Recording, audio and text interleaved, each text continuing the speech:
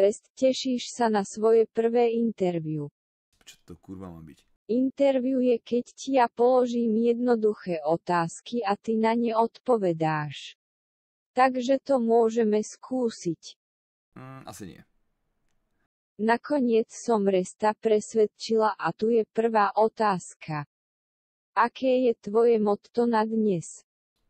OK, čo dneska za deň? Dnes je útorok, takže aké je to motto? Mať pič, nie? Čo, kokot? Čo si myslíš o svojich subscriberoch? Tučné prasatá. Čo povieš fanúšikom, keď ťa stretnú na ulici? Choď do piče. Čo si myslíš o hre CSGO? Pičovina. Čo si myslíš o Alešovi? To je skurvia. Prosím, daj väčší dôraz na to R.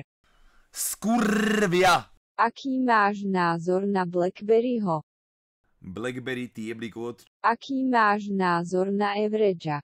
To je taký shit skurvený. Povieš mi, aké dlhé máš prirodzenie? Jak bude mať? Dovolí ti tvoja frajerka kamarátky? Nemôžem, ty kokot. Nemôžem ani vyjebanú kurvu. Ktorú filmovú postavu máš najradšej? To 007 piču za jeblého. Myslíš Jamesa Bonda? Rest, aký je tvoj najobľúbenejší festival? Pohoda. Takže pohoda. Vieš, že náš skvelý futbalista Peter Sagan získal bronzovú medailu na Fed Cupe. Má ďalšiu broznovú? OK.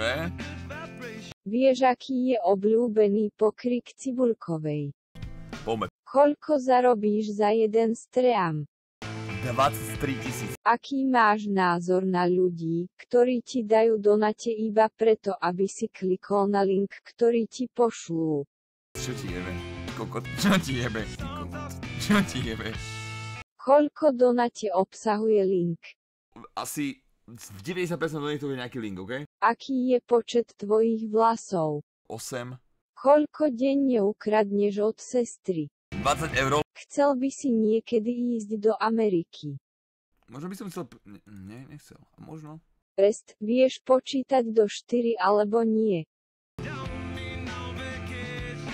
Nie. Ale no tak, ja ti verím, ty to zvládneš. Dobre, OK. 1, 2... Ešte chvíľočku, Gabo. Ešte chvíľočku.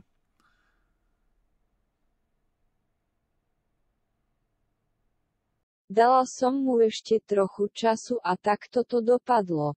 1, 2, 3, 5, 4. Asi. Vieš, že Pokémoni neexistujú. Robí si srandu? Rest, toto bola posledná otázka, ďakujem za rozhovor. Kápo, veľký dík. Po našom skvelom interviu som povedala Restovi pár vtipov, toto sú jeho reakcie. A potom prišiel dlhý vtip.